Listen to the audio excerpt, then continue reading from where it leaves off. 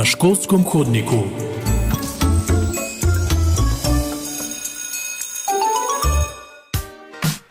Dragi slušatelji, u današnjoj emisiji na školskom hodniku razgovarat ćemo s jednim mladim, perspektivnim Požežaninom. Više ćete saznati nakon jednog glazbenog broja. Ipak nakon svega ne osjećam se bolesno, vraća mi se miris, oporavljam se ponosno, učim ponovo sve te male stvari, diši, jedi, pozdravljaj susjede, nasmij se. Primjećujem razlike, Zagreb djeluje drugačije, spajaju se crte,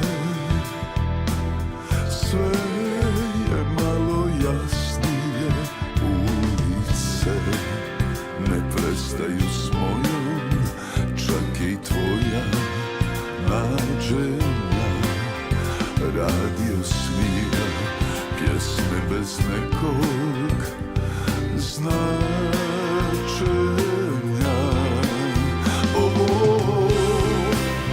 Odjednom otkriju se boje, slike se povežu u svijet, draga lica se postroje, sve opet dobije svoj red.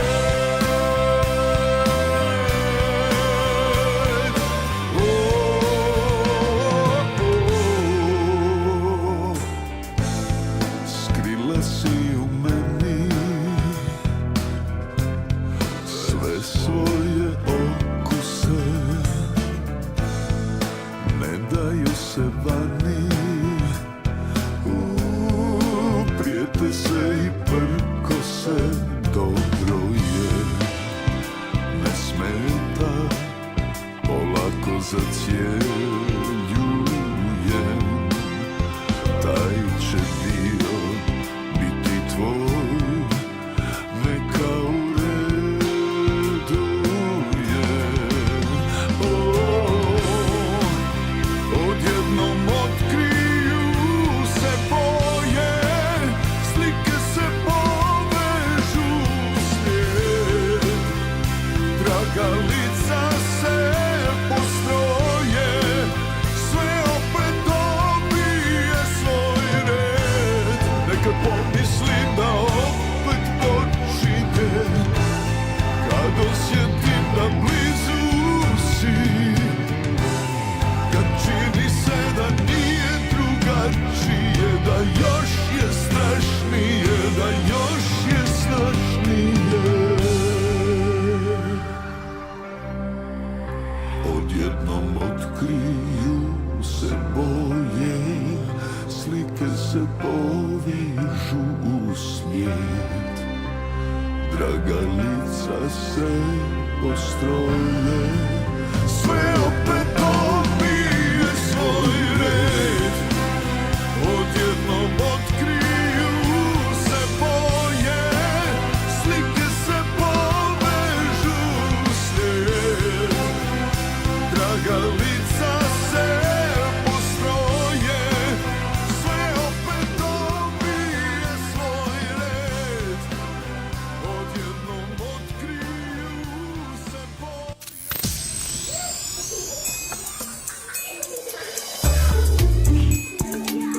Na školskom hodniku. Dragi slušatelji, u današnjoj emisiji ugošćujemo mladog Požežanina Zorana Jekića, 23-godišnjeg studenta i stipendista grada Požege na sveučilištu Josipa Jurja Strossmayera u Osijeku. Dobar dan. Dobar dan vama i vašim slušateljima i hvala vam na pozivu u emisiju. Gospodine Jekić, najprije nam malo nešto o sebi recite.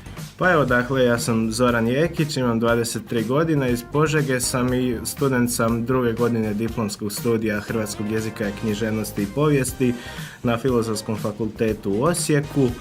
Uskoro bih trebao diplomirati, eto, i odnedavno djelujem i kao član Hrvatskog povijesnog društva Požežani. Povod za našu današnju emisiju u stvari je vaša nagrada koju ste dobili, tako? Tako je, da. 9. veljača ove godine na svečanoj sjednici fakultetskog vijeća u povodu Dana fakulteta uručena mi je pohvala za uspješnost u studiranju za prošlu akademsku godinu na temelju prosjeka 5.0 koji sam ostvario na diplomskom studiju. Nju mi je uručila osobno dekanica našeg fakulteta kao i prigodnu nagradu.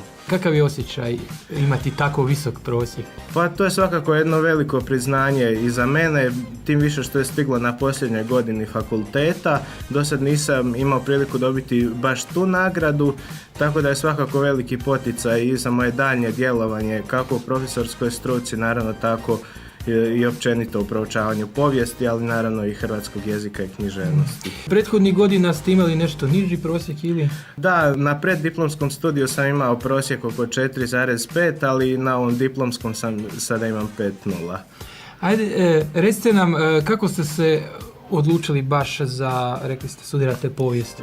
Povijest i hrvatski jezik i književnost. Pa da, to su nekako bila uvijek dva predmeta koje sam najviše volio tijekom cjelokupnog i osnovnoškolskog i gimnazijskog školovanja. Često sam odlazio na natjecanja iz tih dvaju predmeta, ostvarivao za mene vrlo solidne rezultate, tako da je se to nekako nametnulo kao prvi izbor prilikom upisa studija i mislim da nisam pogriješio sa svojim odabirom. Koje vam je najomiljenije povijesno razdoblje? Pa to je svakako 19. i 20. stoljeće i na fakultetu sam se odlučio, dakle mogli smo birati između triju modula, jedan koji se odnosio na stari vijek, na srednji i novi vijek, te na 19. i 20. stoljeće. Ja sam se odlučio za ovaj posljednji, dakle 19. i 20. stoljeće i imam tu nekako najviše sklonosti ka tome razdoblju. Znači suvremena povijest? Suvremena povijest, da, s naglaskom na 19. i 20. stoljeće.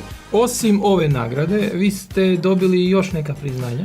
Da, dobio sam nekoliko priznanja i od profesora pojedinih kolegija osobno za uspjeh na tim kolegijima, kao i od odsjeka za hrvatski jezik i književnost i povijest. Što ste dobili na tom odsjeku?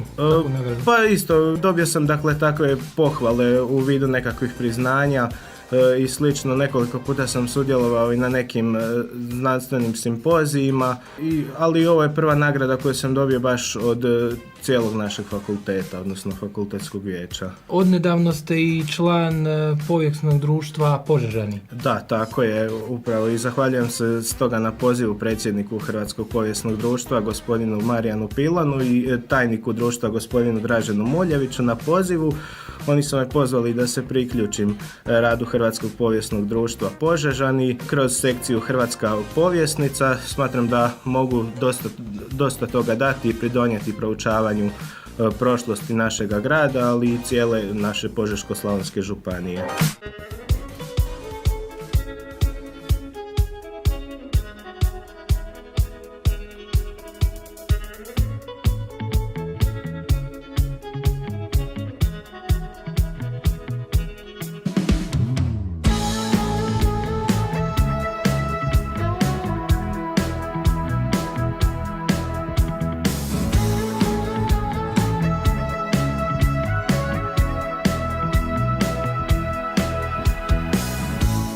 Stazom života hodamo svi, tražimo ljubav, radost i mir. I ne znamo što, sve još moramo proći. Kud trebamo ići i gdje ćemo doći. Mjeseče vjerni, putem nam sjaj. Opet nam pjesmu najljepšu daj. Što priča o nama i dušu nam liječi. O mladosti našoj i beskrajnoj sreći. Jer je pjesma dio nas, kad je teško pruža spas. Uz nju uvijek maštamo, ljubimo i praštamo. Sve nas opet nosi njen snedni čaroban refren. Divne riječi, svaki stih, uvijek ćemo pjevati.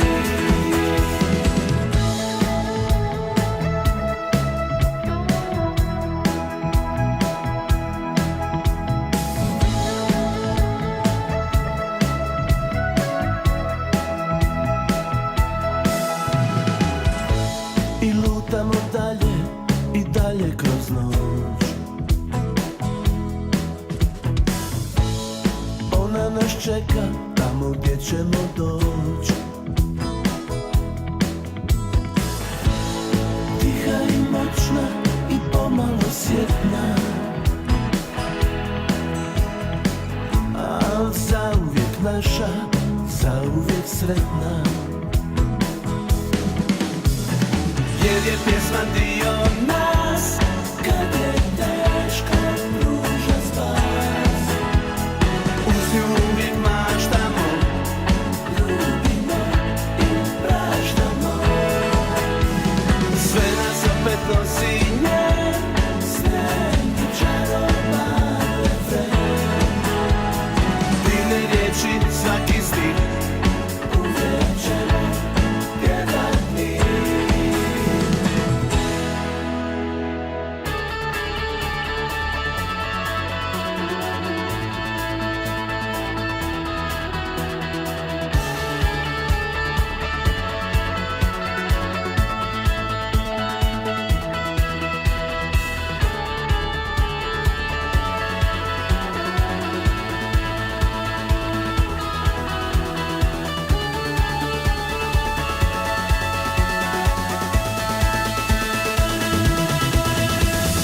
Jer je pjesma dio nas, kad je teško pruža spas.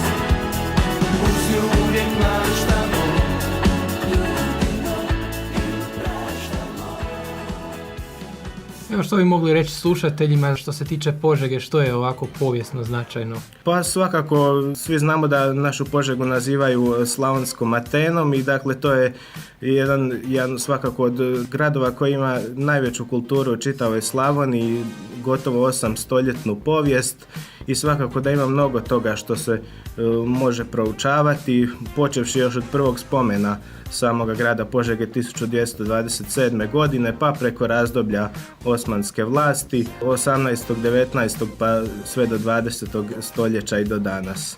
Dakle, proučavanje povijesti Požege, vi ćete ovim na neki način i mladima približiti povijest Požege jer vidimo da u zadnje vrijeme baš to mladi i ne znaju previše. Svakako da, smatramo da djelovanjem kroz Hrvatsko povijesno društvo svakako želimo i popularizirati samo bavljenje poviješću, potaknuti također mlade generacije i mlade, nadam se, buduće kolege i studente povijesti, jer smatramo definitivno da Požega zaslužuje da se njezina povijest što više proučava i da bude predmet bavljenja, kako nama povjesničarima, ali tako i običnim laicima. Spomenuli smo da ste stipendist grada Požege, znači Požega, grad vas podržava? Da, grad me podržava tijekom cjelokupnog studiranja još od prve godine i na tome sam im zaista veoma zahvalan. Ta stipendija zaista jako mi je dobro došla i s njom uspijevam pokriti sve troškove studiranja u Osijeku. Kao uzoran student ste naravno i uzor drugim potencijalnim povjesničarima i mladima, je li tako? Nadam se da je tako i nadam se da će mnogi od njih krenuti mojim smjerom i odlučiti se na studij povijesti.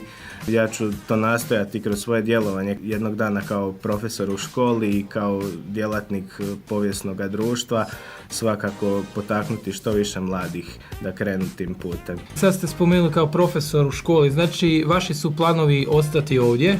Da, moja prvenstvena želja je poslije završetka fakulteta i stjecanja diplome pokušaj pronalaska posla ovdje u Požegi. Naravno, ovo je moj grad i u njemu bih najviše ostao i volio ostati i živjeti i raditi. Nadam se da će to biti moguće. Volio bih pokušati najprije u školi kao profesora, dalje ćemo vidjeti. Da li već ima naznaka da bi se moglo nekakav posao u skorije vrijeme ovdje naći za vas? Pa nadam se prije svega odrađivanju ovog stručnog osposobljavanja, godinu dana koje moram odraditi po stjecanju diplome, a za dalje još nemam ništa konkretno, ali nadamo se da će nešto biti tijekom narednog razdoblja. U tom smislu se i mi pridružujemo potpori, a osim djelovanja kao profesor, vi biste se onda bavili i znanstvenim radom u Požegi. Tako je, da, već planiram i pisanje nekoliko znanstvenih i stručnih radova na razne teme kako iz povijesti Požeštine, tako i općenito iz nacionalne, ali i svjetske povijesti, koje bih objavio u nekim uglednijim časopisima i publikacijama, i tako da će područje mog djelovanja biti i na tom planu.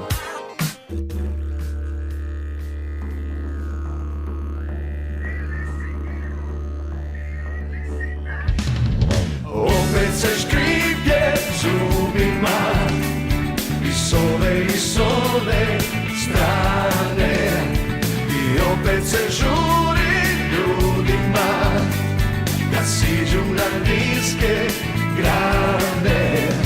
I kome to stavlja u red, veže mi zvonce za vrat i kaže ili si njihov ili si naš, druge nemaš.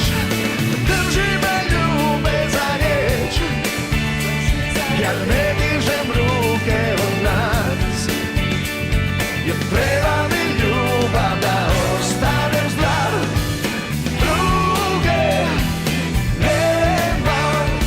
It don't matter where you from, cause you here with me. It don't matter how you got here, air or sea. See, we all here together now, hand in hand. And we trying to make it better now, man to man, face to face. Can we erase the racism?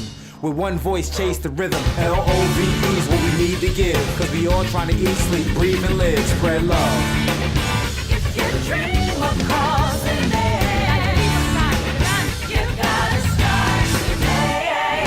Kako da ljudi nauče i da im pod kožu uđe, kada se ljubi domaće, da se ne mrzi tuđe. U meni ne postoji bijes, u tebi ne postoji strah. Treba mi ljubav da ostanem zdrav, druge nemam. Drži me ljube za riječ, ja ne dižem ruke od nas, jer treba mi ljubav da ostanem zdrav, druge nemam, druge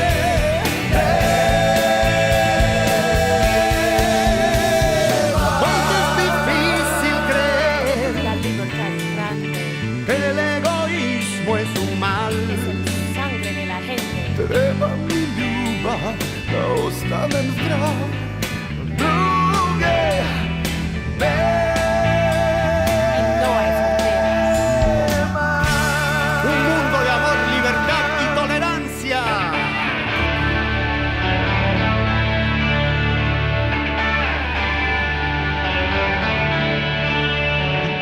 Spread love.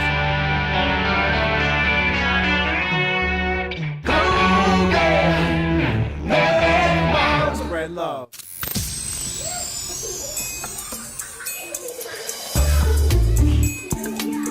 Na školskom hodniku. Je li se možda u daljnjoj budućnosti planira možda i neki povijesni časopis požeški izdati? Možda vi ako pokrenuti nešto? Pa ja vjerujem da ću u dogovoru s predsjednikom i tajnikom našeg Hrvatskog povijesnog društva da ćemo se usuglasiti i da će kroz određeno vrijeme biti pokrenut neki časopis koje će izdavati naše društvo, i planiram svakako sudjelovati u njegovu kreiranju i uređivanju. Imate li kakvih planova u skorije vrijeme vezano za povijesno društvo, nekakve aktivnosti? Tako je, planiramo uz naravno proslavu Grgureva sa 12. ožujka koje će obilježiti naše povijesno društvo. Osobno planiram držati jednu tribinu, odnosno predavanje sredinom travnja. Ne znamo još točno gdje će se održati, ali predavanje bi trebalo biti na temu požeške književnosti 19. stoljeća, budući da sam i student hrvatskog jezika i književnosti. Odlučio sam se malo pozabaviti 19. stoljećem jer ga smatram nekako najplodonosnijim razdobljem cijele požeške književnosti općenito. Tu bih sve prisutne upoznao sa djelatnošću nekih poznatijih požeških književnika tog vremena poput Josipa Eugena Tomića, Franje Cirakija, Vilima Korajca koji je Kaptolčanin, ali također ovdje iz našeg kraja, ali i mnogih manje poznatih književnika poput Armina Pavića, Ivana Mesnera, o kojima vjerujem naši sugrađani nisu imali prilike puno toga čuti i upoznati se s njihovim opusom, tako da sve informacije o tom predavanju bit će dostupne i na našoj Facebook stranici Hrvatskog povijesnog društva Požežani i već ovim putem pozivam sve naše slušatelje da se odazovu pozivu na to predavanje i vjerujem da će čuti mnogo toga korisnoga. Evo da vas pitam, ko je vaš omiljen pisac 19. stoljeća iz Požege?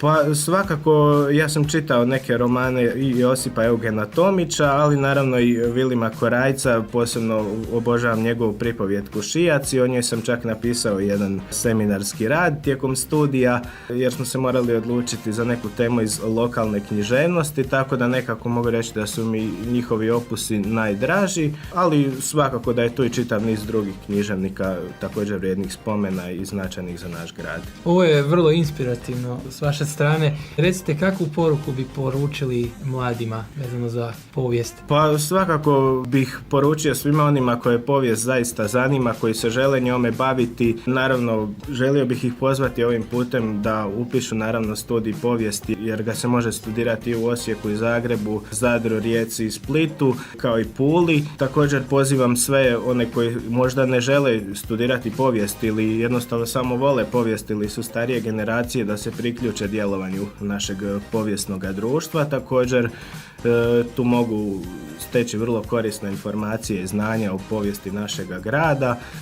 Moje je uvijek krilatica bila da bismo trebali učiti iz povijesti da bismo mogli danas biti bolji ljudi, učiti iz povijesnih grešaka da bi danas nešto bolje postigli. Svakako, da, ne kaže se uzalud da je povijest učiteljica života i sve ono što nam se događalo dakle prije iz toga treba učiti i to nam treba biti također zalog za bolju budućnost. Je li studij povijesti težak? Ljudi obično govore da je to hrpa činjenica koja se samo nabraja, koja nikako se ne može sve zapamtiti. Kako vi na to gledate? Pa meni studij nije bio težak, iako naravno čuo sam ja brojne takve komentare prije upisa studija, ali meni zaista studij nije bio težak, naravno to je vjerojatno i zbog moje sklonosti prema povijesti još od malih nogu.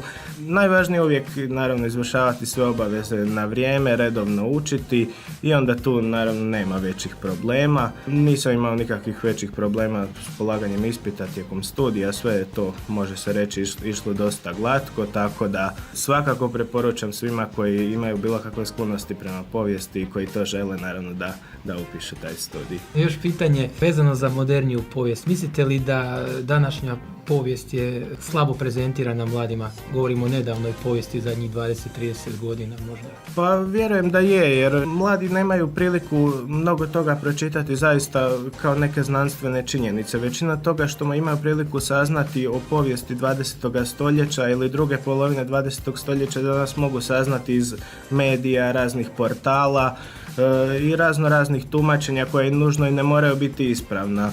I vjerujem da je dobar dio mladih pod utjecajem takvih raznih medijskih natpisa i da zbog toga neki stječu krivu sliku općenito o povijesnim događanjima, posebno u prošlom stoljeću i baš je zbog toga važno proučavati i povijesne izvore, naravno i brojne povijesne udžbenike i na taj način vjerujem da se može doći do potpunije i objektivnije istine i prikaza tih događanja. S time smo došli do kraja naše emisije. Gospodine Jekić, zahvaljujem vam puno na gostovanju i nadam se da se uskoro čujemo, možda već nakon ovog predavanja što ste najavili. Hvala vam, ja vam se zahvaljujem još jednom na pozivu i nadam se da se uskoro vidimo i da ću imati još neke dobre vijesti sljedeći put.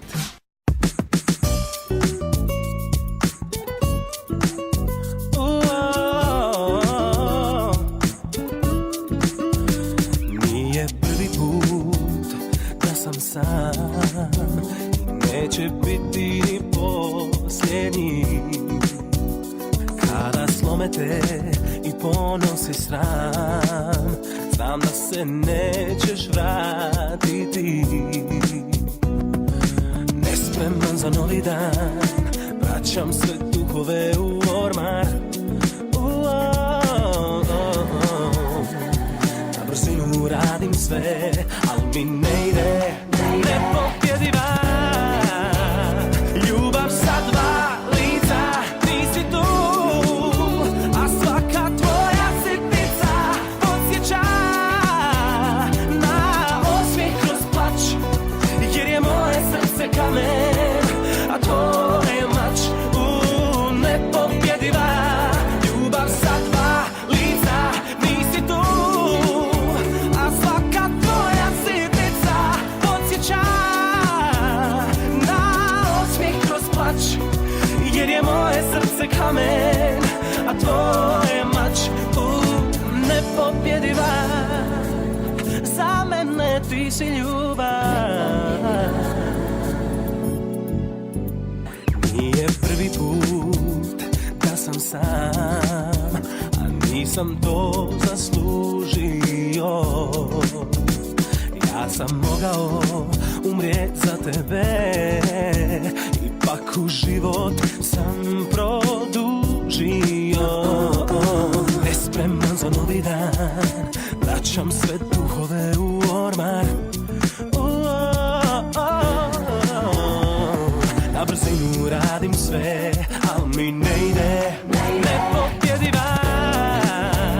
Ljubav sa dva lica, nisi tu, a svaka tvoja sitnica podsjeća na osmijeh kroz plać, jer je moje srce kamen. Dragi slušatelji, u današnjoj emisiji Na školskom hodniku razgovarat ćemo s jednim mladim, perspektivnim Požežaninom.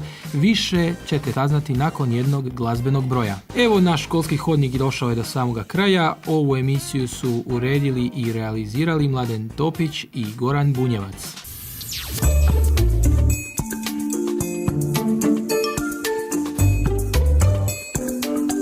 Na školskom hodniku.